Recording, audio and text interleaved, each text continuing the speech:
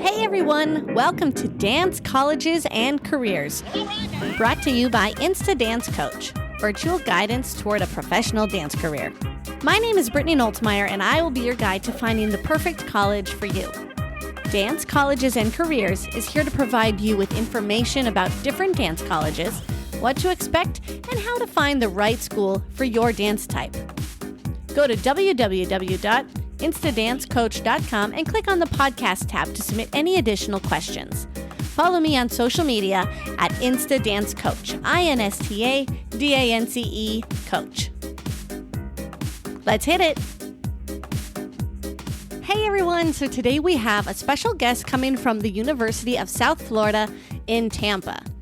This is Michael Foley, and Michael is a professor of dance. He's considered a master teacher in the field of modern dance and has been teaching and choreographing internationally for over 25 years. His choreography has been commissioned by major international dance companies from the US, Mexico, Ireland, Italy, Sweden, Cuba, Panama, and the Dominican Republic, and by the Cirque du Soleil organization. Michael's received numerous recognitions for his work in the arts, including a William J. Fulbright Scholarship from the U.S. government for his research and teaching in Mexico, a Kennedy Center American Theater Festival Award, the Chicago National Association of Dance Masters Artistic Achievement Award, and he was the Ruth Page Visiting Artist at Harvard University. Currently at USF, Michael is a professor as well as the director of the Dance in Paris program. He's brought nearly 300 dance majors from 20 different American colleges and universities to Paris since 2007, and I'm super excited to learn more about the Dance in Paris program, where college dance majors get to experience a full semester in Paris. Now that sounds pretty exciting. Let's get to it. I'm Brittany. Hi, I live in Orlando. Are you in Tampa now? I'm actually not. I'm actually in New England right now. I came back from Paris where I was doing the semester program, and that got that got canceled, and 20 students got evacuated, and then I stayed for a while to just deal with things back in Paris, and then I was kind of not allowed to come back to the United States until just recently, and so I'm here in New England, which is where I was born and raised, and here taking care of the family. Yeah, nice. Did you go to school there in Orlando? No, I went to Oklahoma City University. Oh, wow. Oh, great. Yeah. That's a great school. Yeah, I loved it. Yeah, it was great. It's terrific. That's a huge musical theater program there, too. Right. Yeah. Superstars coming out of that program. That's right. Yeah. Yeah. So anyways, let's get talking about the University of South Florida, Tampa. Yes. Do you call it USF Tampa, or do you call it USF? USF, University of South Florida. Okay, great. Can you tell us a little bit about what you do at USF? Sure. I'm a professor of modern dance at the University of South Florida on the Tampa campus, which is where the dance program is housed. And I've been teaching at the University of South Florida since 2002, so I've been there for quite a while now. But we have a fantastic faculty all assembled together. We have a very large faculty. Yeah, I've been there for, almost 18 years now. I started a Paris program, which I think we'll talk about at some point, opportunities for our students and students from other institutions to come to Paris and studies. That's incredible. Yeah, I teach modern dance, choreography, dance history, mentor those incredible USF students. Awesome. How many people do you take in every year? So it's a competitive program, meaning that it's an audition-only program. So anybody who wants to be a dance major at the University of South Florida in our program has to audition for us first. So typically we have anywhere between 200 to 300 students who audition for us annually. And we also do remote auditions. We go to Texas, we go to the National Dance Festival, we audition at schools around Florida. But typically it's a very competitive program. So typically we only take about 20% of the students who audition for us will get placed as majors. Nice. Is that what the limited access is about? I'm not quite sure what the limited access is. Oh, okay. Online, it kind of confused me. If you're a major, you get full access to everything. Right. Okay. On the website, going down, looking at the majors and stuff, on the very bottom, it says limited access. And then it talks about how the BFA is a limited access program. That's exactly what that means, though. That means it means that it's an audition only program, which that's the limitation that's there. So now I understand what you're talking about. That Okay. it means, Okay. yeah, you can't just kind of come in and say, I want to take dance classes at the majors level. You have to audition into the levels. So we're kind of maintaining a kind of a consistently high level in all of those classes. Okay. And then it says in the third semester, students will be assessed by dance faculty to determine eligibility. I know it sounds so severe, doesn't it? We're a really great, happy place to be taking classes. But yeah, that's to, I think that, well, I know that this is what it is. It's to maintain that the students understand the support of the faculty in their goals to graduate in a timely manner. So the faculty are constantly meeting with students from the moment they enter the program to the moment they graduate the program. But after the third semester, the student has an opportunity to talk to the entire faculty about where they are sitting as a major, what their goals are, how we can help them achieve those, as well as kind of a full look at where they are as dancers and as people and as students, like how they're tracking in the program. So it's more of a mentorship to make sure they're on the right track in the dance program. Okay. Exactly. Wonderful. So talking about that, let's go back to discuss the majors at USF. Mm-hmm, mm-hmm. So of course we have the BA program and the BFA program. Maybe you want to take that. Yeah, so we have two programs. So there's the BFA and the BA program, and I'm sure that some of your listeners already have kind of heard those monogram like batted about. That traditionally in an undergraduate program there are two academic tracks: BA, which is the Bachelor of Arts, and the BFA, which is the Bachelor of Fine Arts. The BA is traditionally kind of the more well-rounded program that offers courses in dance technique and choreography and dance history and dance science. But it also allows the student to explore other areas of interest outside of dance that they may or may not necessarily relate to their studies in dance. Like you can do a double major and have a BA in dance and a BA in psychology or education or something like that. Mm-hmm. The BFA is more of the highly structured program that's designed to keep the student dancing at a high level throughout their 4 years of college. They'll also take courses in choreography, theory, practicum. And usually this kind of course, a BFA, is the studio-centered course. It's a bit more rigid, and it's usually students need to kind of reach the highest level of whatever the technique classes are. For us, it's ballet and modern. But for us, the BA students and the BFA students take all of the same classes up until their senior year. It's their final projects that are different. The BFAs oh, really? The BFAs will do a final solo and group piece. And then the BAs will do a kind of a project that combines their outside interest and dance. So they might do a presentation on dance in a preschool dance, or they'll do a course, they'll do something about dance and psychology or dance and physical therapy. We have a dance and science certificate as well that helps students kind of guide them in these two directions. So students don't have to make that choice until their sophomore year, their second year.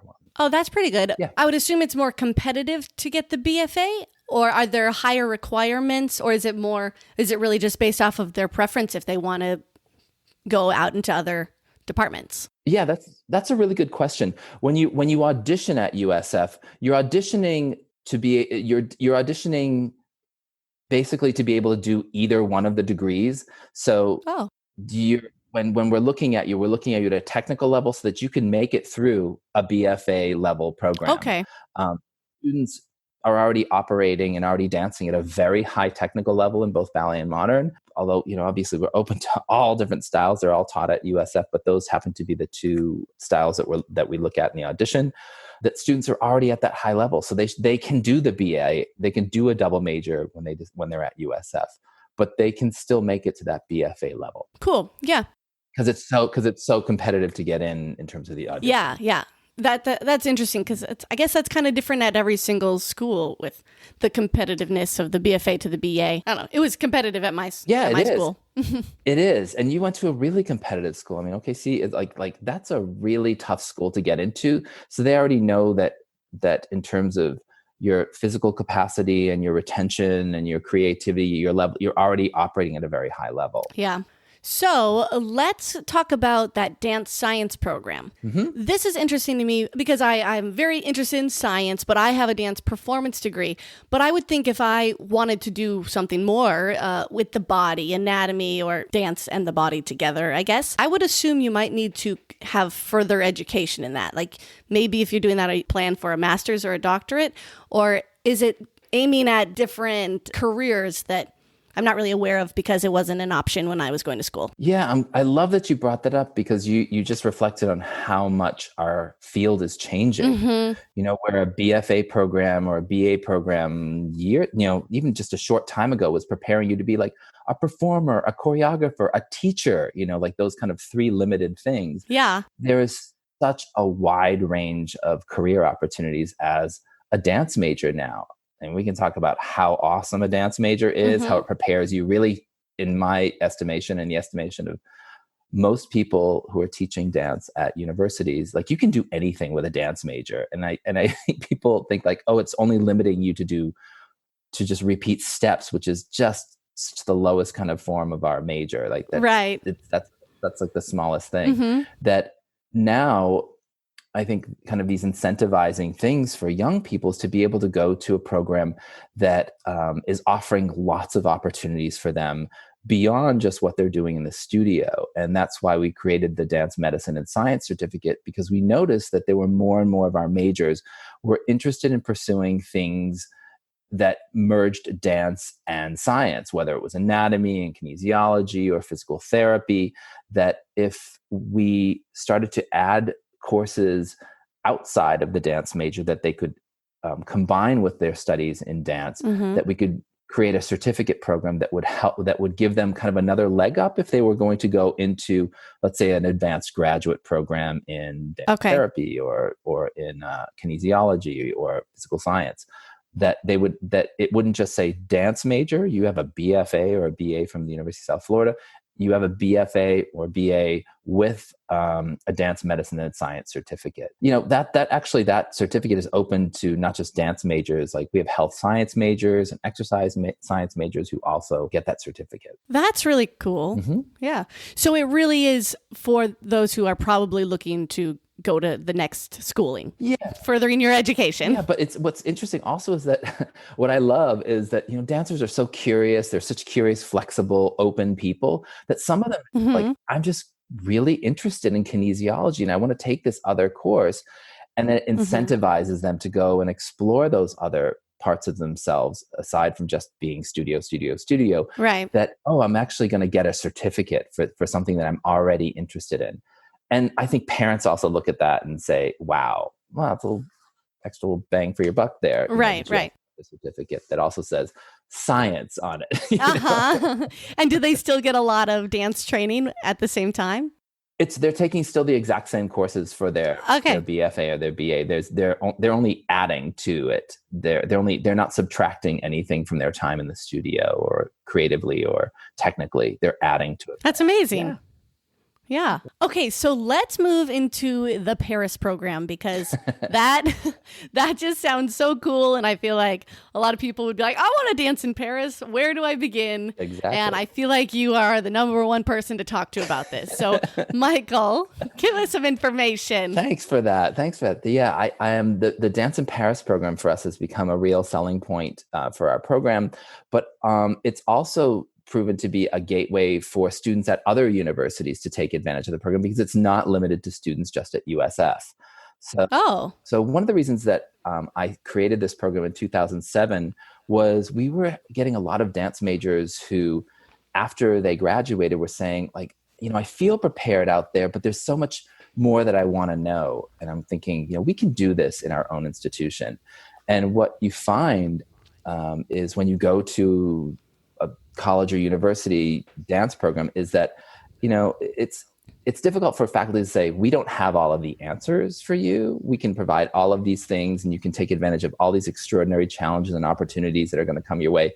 But what is also under your umbrella that we can take advantage of as well? And I have been doing a lot of research and performances in Paris and working with artists over there. And I realized this is a great place for students to come and be around artists who are crossing who are crisscrossing the Paris landscape, artists from French-speaking West Africa, from the Near East, from the Far East, from around Europe, that students just never get to be in touch with for any length of time. So I started a Paris summer program in 2007. And this is a program where students are there for the entire month of June, and they are taking classes and workshops and making work with all of these European, African, Asia-based choreographers. Like, there's no Americans in the bunch, really. I mean, if they're Americans, they've been living in Europe or abroad for 10 or 15 years. So they're really taking these gorgeous classes that they wouldn't be able to take really in the United States, because these artists rarely make it stateside. And the summer program sees about 12 to 15 performances. They see everything from ballet performances at the Paris Opera Ballet, where they're seeing like these stunning ballet dancers, to these kind of more underground performances. They see things like, they see Pina Bausch, they see artists from North Africa who are coming in doing this beautiful hybrid work.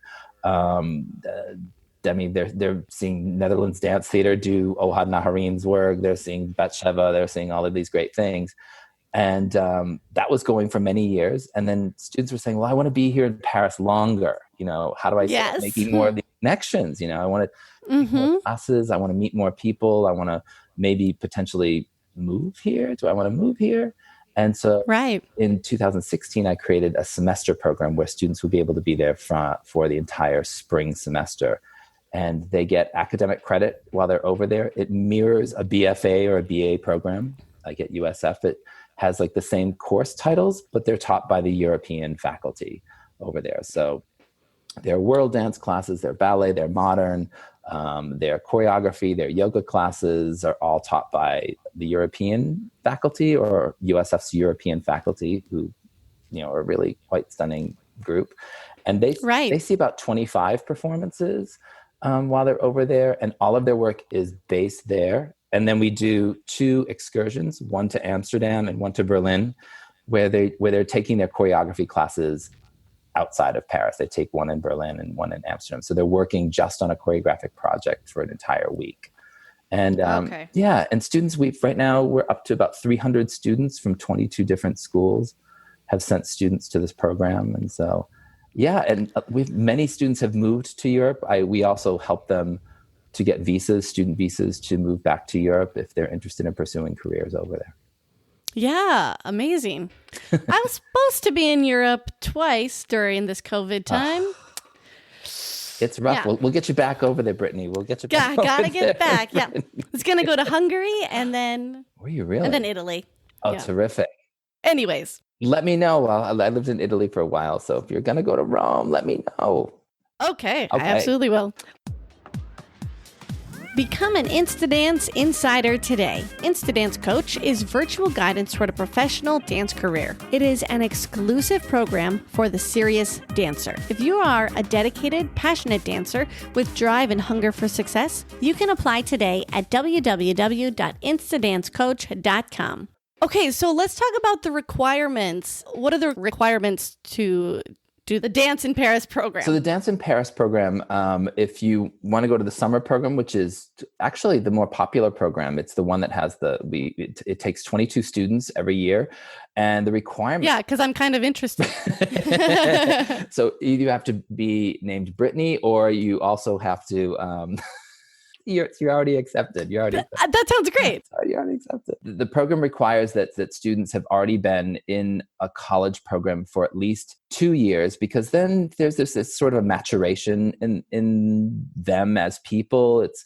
Certainly there can be very, very mature freshmen that we've taken in the past, and then there are seniors that it's very difficult for them to be abroad for a month. Sure. But you have to be dancing. You have to be dancing at a pretty high level in terms of that you're taking classes at least 3 to 4 times a week, fairly regularly, in either ballet or modern or some other dance form. You have to have a year of college choreography, because you make a solo in Paris that you perform with other students at the end of the program.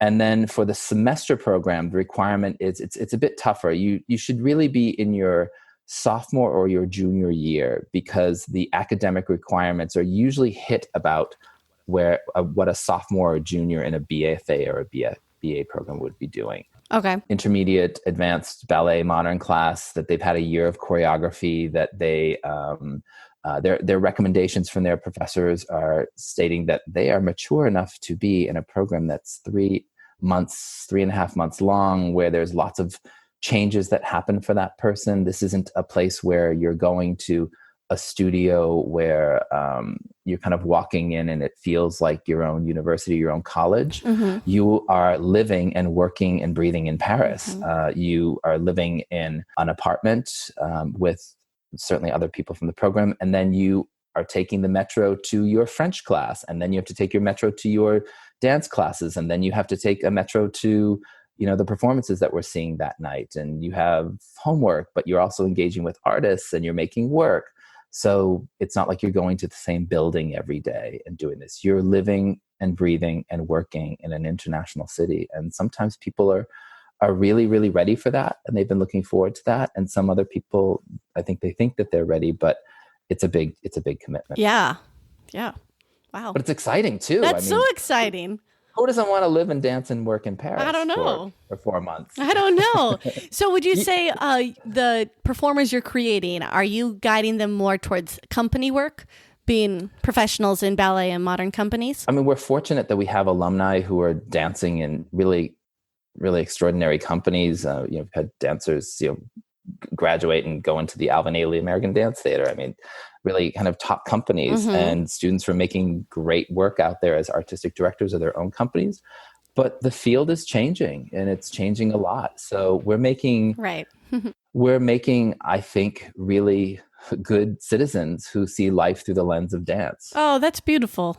I like that. Yeah. I mean, who doesn't want to see life through the lens of dance? I mean, mm-hmm. that's just an incredible thing. If you can see life through the lens of dance, gosh, you can, like we said before, you can do everything. I mean, you are super creative. Mm-hmm. You can think critically about things. You're collaborative. You know how to manage your time. You know what rigor is. You can listen to people, and you communicate things in a way that other people have been longing to communicate. So sure. we want to filter students through that lens. Okay. In 4 years. I mean, 4 years is not a long time. Right. You're especially trying to find yourself as a young person. And for most people, I don't know. Were you like this? Did you go to studios were you dancing from a really young age? Yeah. My mom owned the dance studio. That's great.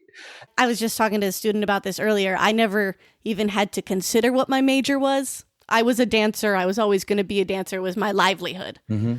Luckily, it was my passion too. It was my household, Mm-hmm. It's what I grew up in. And it's amazing, because I think a lot of young people come into college thinking, well, this is what I've done my entire life. Of course, I'm going to do this for the rest of my life. And some people are lucky like you, because this is my passion. This is my singular goal. And some other people, they're really good at it. And it's all that they've known. It's how they've socialized with people. It's how they've grown up. It's how they've learned to love the world around them. And I think when you go to a school, you should be going to a school that's going to appreciate what that is for you, that understands, look, I've built my entire world and my whole identity around this. I've been to studios, I've been to competitions, my whole social network, my family knows that this is what I do. And then to honor that and then say, well, here's a way it expands. Yes, that's exactly right. Here's a way it expands, as opposed to, well, I can either be a dancer or this. Yeah. Yeah. Going with that, I've been talking to a lot of people lately, and they're like, this isn't what our kids want anymore. These dance programs, they want to, I guess, mold the program, because nobody's the exact same and everybody has different goals. Mm-hmm. How do you do that? It's like... And is that really the right answer? Because like you said, at 18, how mature are we to really be like, well, no, I don't need to be taking modern, Yeah, no. That's perfect, because I love when students advocate for themselves and their own needs. Mm-hmm. These are the things that I want to see in a program. And I think students sometimes forget that they're the consumer.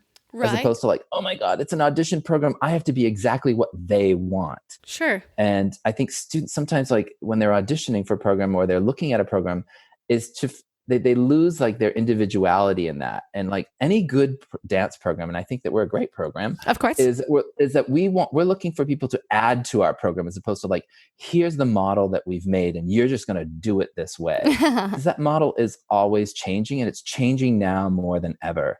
And, which is why we have a program where they can go abroad. I mean, we have the Paris program, but we also have our program of study in China. We also have our faculty are all performing artists who take students with them. Those opportunities need to be integrated into a program in order to offer students opportunities that they wouldn't have in a program that's only designed to say like, well, this has fit the needs of students for the past 30 years. It's going to fit your needs. Do you think that they could possibly get lost along the way if they keep choosing their own when this is the final goal? I guess if they try to keep branching out, do you think it's possible they could be losing their final goal? Yeah, it's tough. I think that some people come into an institution with that goal of like, I am going to be a performer in a dance company, or Sure. I am going to be a teacher at a dance studio. It's going to be the best dance studio in the state of fill in the blank. Mm-hmm. And that's always interesting to watch how those people's ideas and that kind of their own rigidity, how it becomes more flexible as they're exposed to new things. This doesn't have to be the only goal. I can still have the goal of, I want to perform. I want to be on stage. I want to work really, really hard and hone my technique and be the best technician I can be. Right. But I also have this whole arsenal of other skills and this other exposure. I went to Paris. I went to China. I took these science courses. I realized that I'm super interested in, physical theater or being a lighting designer. Or I'm interested in I didn't know I was a choreographer and I actually like making things. Yeah. Or I took that pedagogy course and you know what? I actually kind of like teaching high school students and I didn't think I would do that. But there's still, the goal is that they want to be in their best physical self and their best creative self. And a good dance program is going to get them to that. Yeah, they can meander. I think that's what college is for. It's like, right. Yeah, you have to meander a little bit. You have to kind of deviate from, your initial plan to be able to come back to it stronger. Absolutely. Okay, so let's go back to the final performance in Berlin or Munich? In Paris? Look, I'm going back to Paris. I'm sorry. Yeah, back to Paris. Paris is fun. I know. I'm dreaming about the macaroons and baguettes. Those are great things to dream about. I dream about them too. Yeah. So let's talk about that choreographic project. You said they choreograph a piece for the week. So the final project for all of the students in the Paris summer program is that they've been working on a solo that they are creating that is based off of a walk that they do in Paris. The second day that the students arrive, that the students are in Paris, of June 2nd, because they all arrive on the 1st, is they receive a very tailored map of a neighborhood in Paris. And it's a photograph, it's a photocopy of literally the streets in that neighborhood. And there's a yellow line that goes from one metro stop to another. And they have to walk that walk at least once or twice while they're in Paris, and they're taking in the sights and sounds of that neighborhood. And it's called a dérive, which in French means to drift, so they can drift away from it and they can come back to it. And they're taking in all of those sights, the cafes, like the rhythm of French, or sites that they're seeing, or monuments, or wherever they're looking or wandering. And then they're creating in the studio a solo based on that walk. And every student has a different walk, so you're never going to run into another student. So they are all over the city. There's 22 different walks, change every year. And then we assemble those together into a final performance that students present in Paris to a live audience. And it's exciting because they get a credit, certainly that they've made a work, but also that they performed in Paris. So it's yet another incentive for them. Wow, I have an international performing credit right now, and that's very cool. And that can mean a lot. It doesn't it? Yeah, I mean, I think there's a sense of ownership that they've kind of given a gift to themselves by making something, but also a gift to the place that they've grown to love over the past month. It's kind of a gift back to the city. I made this here from something that came from me to a city that I've learned to fall in love with. It really does in many ways change their lives. And so does that. At some point there's that light goes off that's wow, I'm performing in Paris. Right. Yeah. Hopefully that light never goes out for them. Yeah. That is really cool. Yeah. But we've had students from literally at this point 22 schools, and it's been tough to have to limit students. Like, you never want to say no to a student. Right. Is there an audition process, or they have to write an essay or anything, or just first come, first serve? There's a kind of a long application process in terms of them. There's an online application process, and then I talk to them as well. Like, we have a Skype meeting or a Zoom meeting, and to kind of get to know each other. Like, is this the right program for you? It's also, I try to make it really affordable for students to go. Right. Affordable. It's going to be something that connects into their student loans or tuition, or is it a whole sum on top of that of like having to be able to pay for a summer camp or something? Mm-hmm. Yeah. For me, dance isn't about financial profitability. I mean, I don't believe in that at all. I'm not interested.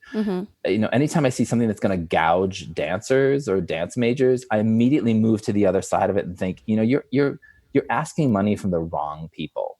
So being that, I have a very close relationship with like the theaters over in Paris and the dance studio that we rent studio space from, and, architecture over there, which is, our staff and the teachers, is to make the program affordable enough so that students can go to Paris. It's a really comprehensive fee that's anywhere between $3,200 and $3,500 for 4 weeks in Paris, a full month in Paris. That includes their housing, it includes their Metro Pass, all of their classes, all of the performances, their room, their board, so that they can just be there. And it's really comprehensive. And we look for scholarships and tuition waivers so that they can enjoy themselves there without having to say like, oh, I spent all of this money and all I'm worrying about right now is how much I spent, as opposed to the experience of being there. Like, when they're there, they really don't have to spend very much money on anything else aside from food, like that baguette and that macaroon that you were talking about earlier. Yeah. Yeah, they should just be focused on dancing. That's really incredible.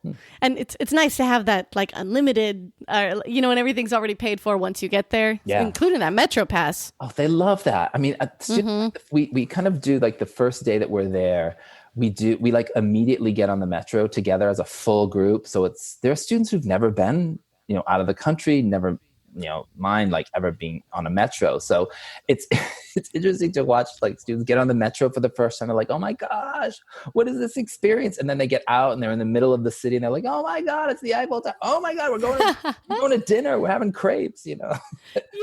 Like, and then tomorrow we have a class, it's great. What I loved when I was in Paris, we were on the boat ride and, going by the Eiffel Tower. And then on the right side, there were all these semicircle alcove things, and and there was like dance classes going on. There were 4 separate dance classes going on. Do you know what I'm talking about? I know exactly what you're talking about. So, and it was so beautiful. Yeah. Okay. Tell me about it. So when we take that boat ride their third night there, because it like kind of, so they can kind of geographically know where they are in the city by going down the Seine, which is so beautiful. And of course, the beginning of June, it's perfect. Yeah. And so on that side of the Seine, there is that area. It's on the southern side of the city, so it's on the left bank. Okay. And it's past Notre Dame, so you're going to the east of Paris.